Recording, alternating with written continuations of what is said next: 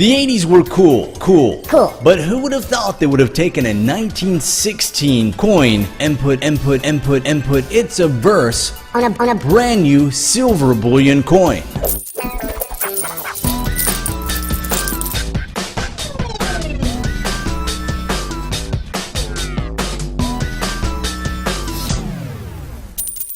In 1986, the U.S. Mint began striking gold and silver bullion coins, and it's been quite a while since they had done this. But we're not interested in the gold bullion coins in this episode. We're going to be talking about the silver coins, or the American Silver Eagles. The American Silver Eagles' real origins began in January 1985, when House of Representative member Frank Annunzio introduced a bill authorizing the minting of commemorative coins for the centennial of the Statue of Liberty. This bill was called the Statue of Liberty Ellis Island Commemorative Coin Act. The bill passed the House March 1985. The real creation of our wonderful American Silver Eagle came when the bill was sent to the Senate. Republican Senator James A. McClure from Idaho introduced an amendment to the bill in June 1985. This amendment was called the Liberty Coin Act. The Liberty Coin Act authorized the Secretary of the Mint to mint and issue to the public $1 silver bullion coins. These coins were not intended for circulation. They were primarily for bullion purposes. But I find it interesting the huge gap in between time since the last time the U.S. Mint made a silver dollar. And the last one was the peace dollar, and it was issued up until 1935. So you had this huge gap in time, 1935 to 1986, for another real silver dollar. The American Silver Eagle kind of has a hodgepodge on the design factor. On the obverse is something old, and on the reverse is something new. On the obverse is depicted Adolph A. Weinmann's Walking Liberty half-dollar design. Now, the Walking Liberty half-dollar was in circulation from 1916 until 1947. Also located on the obverse are the words Liberty across the top, the mint year at the bottom, and the motto, In God We Trust. The reverse shows an eagle with arrows in its right talon and an olive branch in the left. A shield actually drapes the chest of the eagle. The reverse was designed by U.S. Mint sculptor John M. Mercanti. Mercanti's eagle is based on a commemorative gold issue he designed several years back. Located in the lower part of the coin are the words 1 ounce fine silver $1.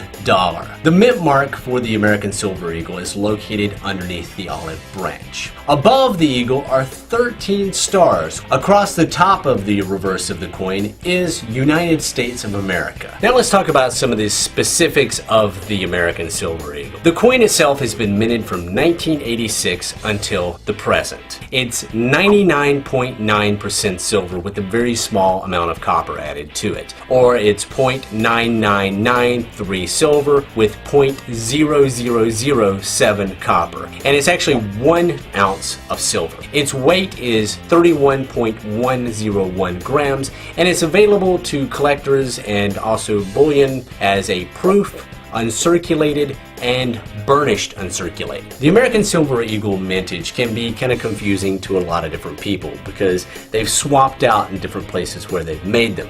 And we're going to go over all this in the video so that you understand and know where your Silver Eagle is coming from. Well, the mints that have made the American Silver Eagle are the Philadelphia, the San Francisco, and the West Point facility. Now, the proof coins were made from 1986 until 1992 at the San Francisco Mint. From 1993 until 2000, they were made at the Philadelphia Mint. And from 2001 until currently here in 2009, proofs have been made at the West Point facility. Now let's talk about the uncirculated coins because they can get even more confusing. From 1986 until 1988, the Philadelphia Mint only made the uncirculated bullion American Silver Eagles. From 1989 until 2000, both West Point and the Philadelphia Mint were making the uncirculated American Silver Eagles. And since there's no mint mark on the uncirculated coins, it's impossible to tell whether one coin came from West Point or one came from Philadelphia. But from 2000 until currently here in 2009, West Point is the only facility that's making the uncirculated American Silver Eagle. Now West Point is also making the uncirculated burnished coins. Now the burnished coins are a little different because they do have a mint mark underneath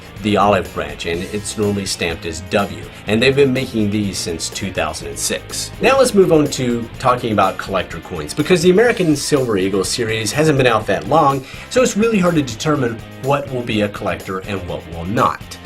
Well, let's start off with some heavy hitters, and I want to thank APMEX again for sending these coins over for this, because without them doing this, I would not have these show on the show. And we'll talk a little bit more about APMEX at the end of the show. In 1995, the United States Mint decided to release a 10th anniversary proof set commemorating all the American Eagles, pretty much all the ounce, gold eagle, the fractional amounts, and the American Silver Eagle.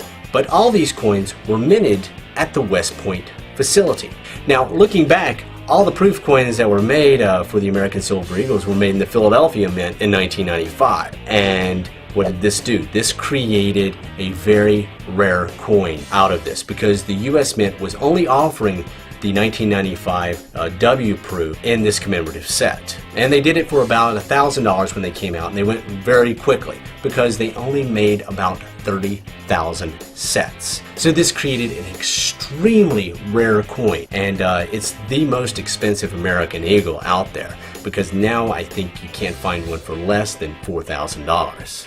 Another really cool collectible type coin that you might want to look at as a collector is a current error. Actually, it's kind of a back-a-year error, considering this is made in 2009. But it's the 2008 burnished coin. Now, the burnished coin was made at West Point, so it has the West Point mint mark on it. The problem with this coin is they screwed up on the reverse, and they screwed up with a font on the reverse. But what happened was, from 1986 until 2007, the U in United was a sans serif font. It didn't have a little foot on the end of it. Well, in 2008, they decided to change this, so they made it with a serif font.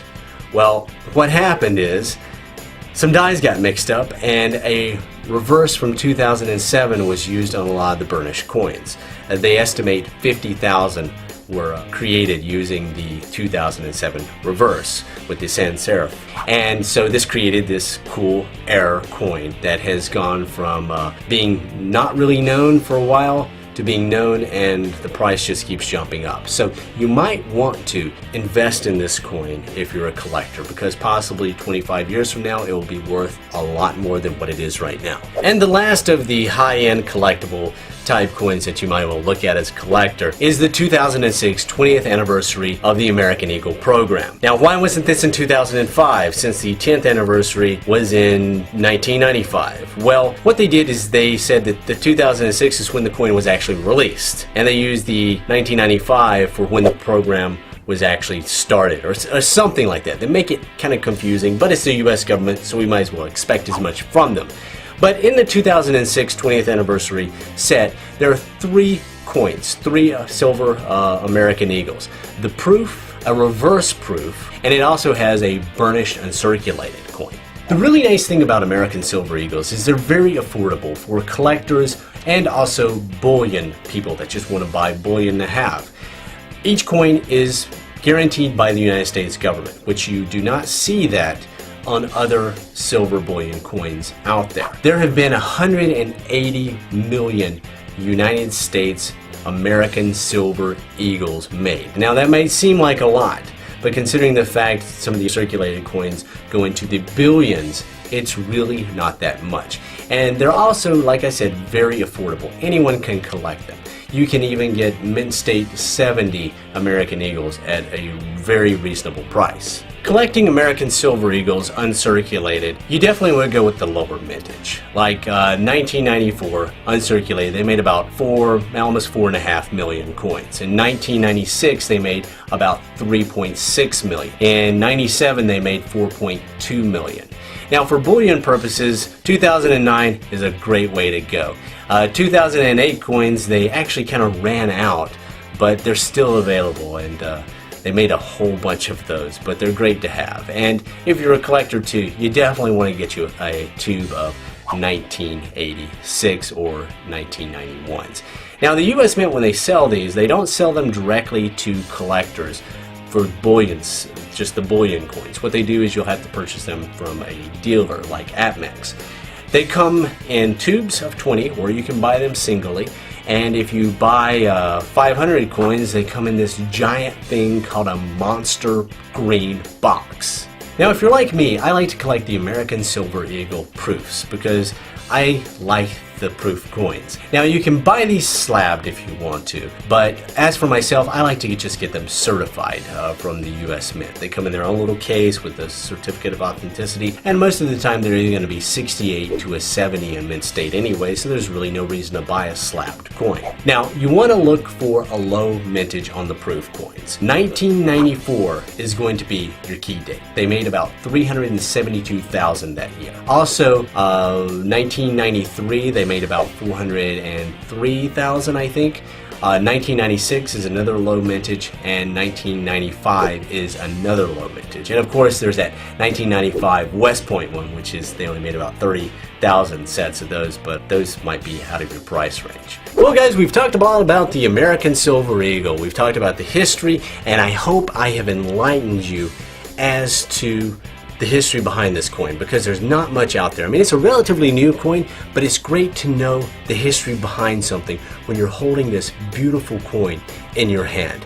We've talked about things to collect on them, the cool errors and everything that you might want to definitely go check out and purchase.